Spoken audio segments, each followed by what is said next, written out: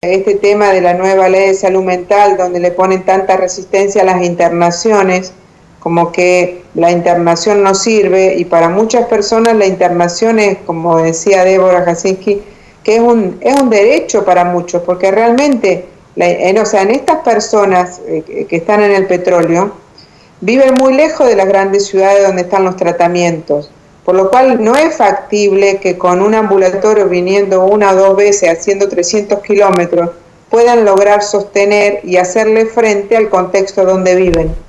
Y en esas personas es muy necesario lograr una internación, primero para que se desintoxiquen un tiempo y puedan reflexionar, ¿no?, sobre el estilo de vida, sobre qué es lo que quieren en el futuro y cómo poder llevarlo adelante. Aunque a veces la reinserción se hace muy difícil porque, bueno, lo económico pesa mucho y a veces priorizan lo económico antes de seguir con el tratamiento. Pero la internación es una etapa donde ellos pueden desintoxicarse fundamentalmente y poder parar la pelota y decidir qué cosas tienen que cambiar o mejorar para no estar expuesto a esta esclavitud o esta adicción, ¿no?, que a la cocaína fundamentalmente acá en esta zona. Claro, y las personas que trabajan, nosotros, como vos bien sabés, tenemos programas de tratamiento en internaciones breves, de 4 semanas, de 6 semanas, donde se trabaja en forma intensiva y posiblemente sean opciones que habrá que seguir buscando como alternativa, como vos decís, porque alguien que trabaja a tantos kilómetros de una ciudad, indudablemente que no lo podemos dejar abandonado a una enfermedad que es terriblemente deteriorante. Sí, tal cual. Inclusive una vez que terminan la internación o ya se empieza en la etapa de reinserción, se habla con las empresas, con recursos humanos, y se trata de conseguir un traslado cerca de la institución para que pueda hacer su reinserción paulatina, ¿no?, hasta que después pueda volver al campo o a su lugar de origen. Y eso más o menos dura, nosotros hacemos una internación de como mínimo 6 meses. Bueno, en todo caso vas a tener que empezar a replantearte. Nosotros logramos a través de adaptar el llamado modelo Minnesota de 12 pasos y la integración con los programas de autoayuda y ayuda mutua de Alcohólicos Anónimos y Narcóticos Anónimos. Trabajando en red con ellos, hemos logrado en estos últimos años muchos beneficios para personas que trabajan o que son de ciudades alejadas o localidades alejadas de la ciudad de Rosario, y sin embargo mantienen un contacto en una red que los contiene y que permite un trabajo interdisciplinario, intersectorial, aunque me imagino que ustedes allá tienen demasiado lejos estos lugares donde ellos viven. Y sí, por ejemplo, Rincón de los Sauces, que es un lugar donde viene mucha gente que trabaja en el petróleo, está como a 250, 300 kilómetros. Rincón de los Sauces, ¿queda para qué lado, en qué sentido? ¿Hacia la montaña? Sí, hacia el norte de Neuquén. Ajá, es decir que casi bordeando la Pampa. Sí. Claro, porque realmente a muchas personas de esta región, de la zona pampeana y llana y cerca del río Paraná y donde estamos en la región metropolitana de Rosario, que es donde llega este programa fundamentalmente, muchas personas seguramente no nos imaginamos lo que significan 200, 300, 400 kilómetros, y sin embargo ustedes esto lo hacen habitualmente. Sí, tal cual, a diario, sí. Sí, para nosotros ir a Bariloche es acá nomás y está a 500 kilómetros. Vamos a la playa un fin de semana a las grutas San Antonio Este y está a 500 kilómetros. Claro, o sea, para nosotros es acá a la vuelta, vamos el fin de semana. ¿Y cómo están las plantaciones de los frutos de pepita? Mal, porque tuvimos frío hasta hace poco tiempo, hasta hace pocas semanas, recién hará un par de semanas que empezaron los calores. Inclusive esta época es época de cereza, normalmente en esta época están en la ruta parando los puestos de venta de cereza y este año prácticamente no hay ni damasco ni cereza, que es lo que generalmente hay en este momento. O sea, las heladas tardías hicieron, los vientos y las heladas nos han perjudicado las primeras frutas del año. Bueno, Mabel, ahora vamos a hacer un pequeño corte de algunos breves minutos y luego continuamos conversando contigo. Bueno, hasta luego. Take me back.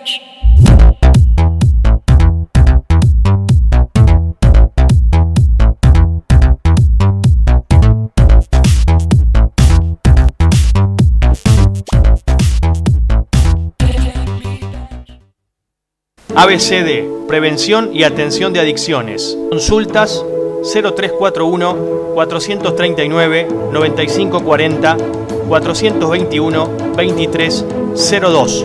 ABCD.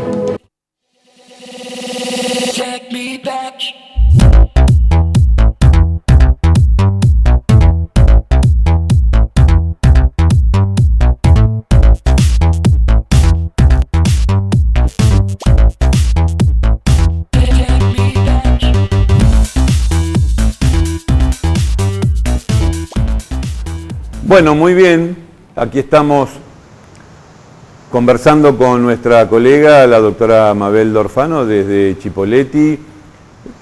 Y nos gustaría, Mabel, que le cuentes un poquito a nuestra audiencia, especialmente tu experiencia en Italia, que estuviste unos cuantos años y que seguramente has tenido una enorme trayectoria allí. Sí, realmente Italia me sirvió como para ver otras realidades y poder aprender mucho para traer a mi país, ¿no? Me interesaron mucho las adicciones. Cuando recién me recibí, hice neurología en Mar del Plata, y cuando fui a Italia empecé psiquiatría y ahí entré a trabajar en una comunidad terapéutica. La comunidad terapéutica se llama Il Porto, que está en la zona de Torino, en el norte de Italia. Y bueno, lo que más, lo interesante de esa institución fue que ellos tenían un sector que era para pacientes fundamentalmente con problemas de adicción a las drogas, y en ese momento era heroína fundamentalmente, casi nada de cocaína, prácticamente ni se conocía, y otro sector que eran de pacientes psiquiátricos, con pacientes de psicosis, esquizofrenia, trastorno bipolar, etc. En un momento se empezaron a observar, hace casi 20 años atrás, o más, 25, que algunos pacientes de los que estaban en adicciones no se podían adaptar a los ritmos, algunos pacientes no se podían adaptar a los ritmos de los demás, a una estructura, a un ritmo rígido de trabajo, de grupos de confronto, y estas personas o se terminaban lastimando o se fugaban o recaían en el consumo. Empezaron a notar que estas personas podían tener otras dificultades y que probablemente necesitaban otro ritmo o otro estilo de tratamiento. Y ahí ellos generaron una tercera opción, que era haciendo diagnóstico sobre, diagnosi me venía en italiano, haciendo diagnóstico sobre estas personas. Se dieron cuenta que no había solo un problema de adicción o de consumo de drogas, sino que muy abajo o de base habían otros trastornos. Yo nunca me voy a olvidar un paciente que decía, no, porque yo escucho voces y con la heroína logro estar en silencio, ¿no? O sea, cómo ahí se veía que el consumo de la droga era para automedicarse, para estar mejor. Y eso es lo que se llamó patología dual o doble diagnóstico, donde se observaba un trastorno psiquiátrico de base, porque esta persona, por ejemplo, después se diagnosticó una esquizofrenia, asociado a un consumo o dependencia de drogas. Cuando esas personas lograban hacer una rehabilitación, una desintoxicación y tomar conciencia de su enfermedad, también lograban tomar conciencia de que necesitaban una medicación, y de consecuencia la droga, si bien era una droga, también la medicación era una droga que se podía, tenía sus efectos terapéuticos, siempre tratando de minimizar los efectos colaterales tan altos que tiene la droga, ¿no? La droga de abuso, que en este caso era la heroína, que lo llevaba a tener ámbito delictivo, tener que robar para poder consumir y conseguirlas, etcétera, o terminar con una sobredosis. Y bueno, y ahí veías los frutos de este tratamiento, donde no tenían un estilo rígido o estructurado, como podía ser el típico proyecto WOM o proyecto Hombre en España, pero tampoco la gran flexibilidad que puede tener un neuropsiquiátrico o una institución para rehabilitar pacientes con problemas psiquiátricos puros. Y ahí es donde en esa época se empezaron a hacer muchísimos congresos y convenios como para ir planteando y creando estructuras, o que los servicios de adicción y de salud mental empezaran a ponerse de acuerdo, porque estos pacientes, como pasa actualmente también en la Argentina, si van al servicio de adicciones son rechazados porque tienen síntomas depresivos o síntomas como un trastorno de personalidad, donde son autolesivos, son impulsivos, se cortan, no están en las pautas de los demás, pero también consumen drogas. Entonces no es de paciente de puerta giratoria, porque o están en un lado o están en otro. Esta necesidad de poder tratar a estos pacientes con un equipo interdisciplinario donde atienda los dos problemas juntos, ¿no? Una metodología más integradora. Y bueno, y eso fue lo que, ese modelo, así es lo que yo aprendí, mamé en esta profesión para poder traer acá a Cipolletti y Río Negro. Y bueno, y acá estamos en una institución que se llama Transitar, que pertenece a la Fundación Lanna, y bueno, que tiene muchas cosas de las que yo aprendí en Italia. Así acá se tuvo que armar todo su equipo, gracias a las facultades de psicología que hay acá. Muchos chicos que terminaban la carrera de psicología se incorporaron al proyecto y bueno, tiene 10 años de vida y ya han pasado muchos pacientes por el lugar. Muy bien, muy bien. Entonces, Mabel, me voy despidiendo con un enorme agradecimiento para vos y para toda la gente de Transitar, también para la gente de la cátedra, a su titular, el profesor, que tan bien nos ha recibido cuando estuvimos allá, y seguramente vamos a seguir en contacto y volveremos a conversar de estos temas dentro de poco tiempo, quizás antes de fin de año, para saludarte. Te mando un enorme cariño y que sigas muy bien.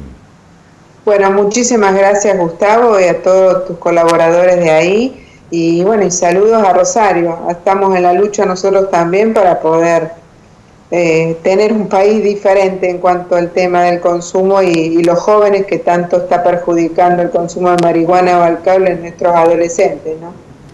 Así que trabajamos arduamente en la prevención. Nos despedimos entonces de la colega, doctora Mabel Dorfano. Cerramos hoy este programa tan interesante, teniendo esta referencia de 1.200 kilómetros donde está Cipolletti, con esa característica que nos contaba la doctora. Nos despedimos hasta la próxima, recordando que ABCD en el 421-2302, las 24 horas, siempre alguien para orientar, escuchar, atender sus dudas, sus inquietudes. Hasta la próxima.